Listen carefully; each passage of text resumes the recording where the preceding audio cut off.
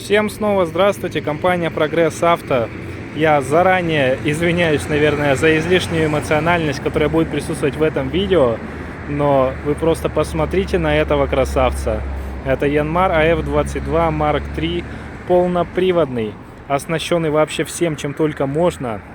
24 лошадиных силы. Давайте посмотрим на него скорее поближе. Начинаем с резины, как всегда. Есть небольшие растрескивания у нас на колесах. Вот, ну, как он пришел с Японии, так мы его сейчас и видим. Разве что помыли слегка в родной краске. Но, будем откровенны, колеса не идеальны. Но, тем не менее, жить еще будут очень долго. Фреза 1,5-метровая. Просто с прекрасными ножами, на которых практически нету износа.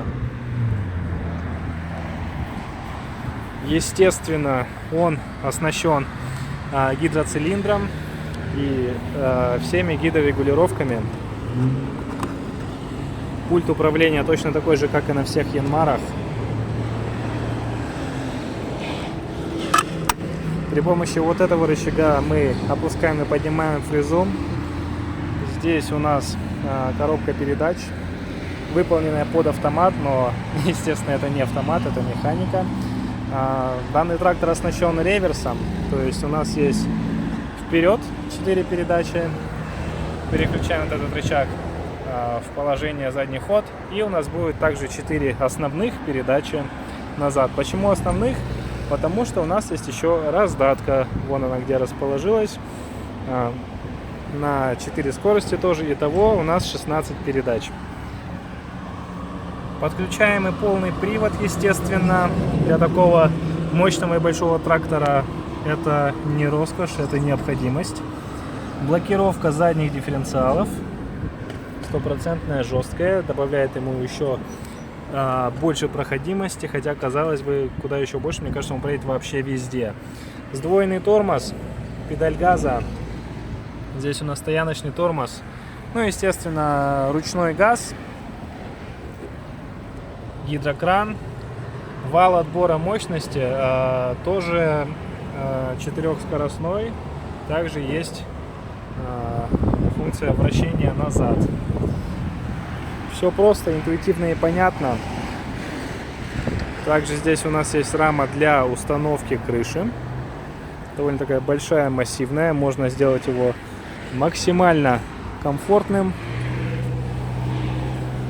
При помощи этого рычага мы можем опустить фрезу до самого низа и поднять в самую верхнюю, позицию, которую мы задаем на нашем бортовом компьютере. И это очень просто, быстро и удобно. Соответственно, ваша работа будет выполнена еще быстрее и качественнее. Ну, естественно, слева педаль сцепления, как я уже говорил, раздатка. И вот этот вот у нас рычаг реверса, то есть включая движение либо вперед, либо назад.